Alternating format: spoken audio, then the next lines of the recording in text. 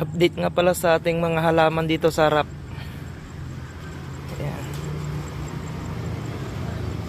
Ay, yan yung nyog natin.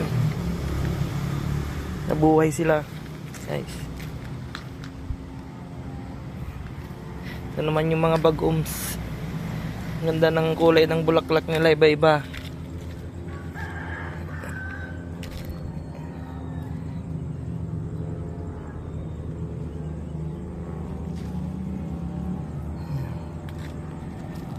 Ito yung malaki.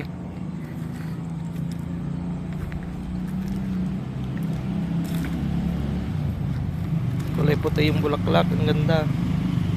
Ayan. Ayan. Pinalitan nga pala ni misis yung lupa ng halaman natin kasi natutumba na. Ito yung bagong bili. Napalitan din ng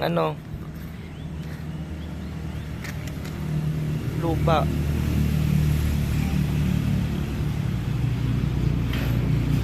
Ito yung mga bagong bili.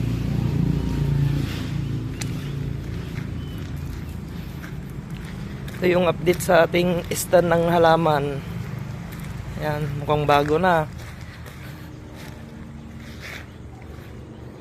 Brand new na tignan. Maganda na, malinis. Hanggang silok.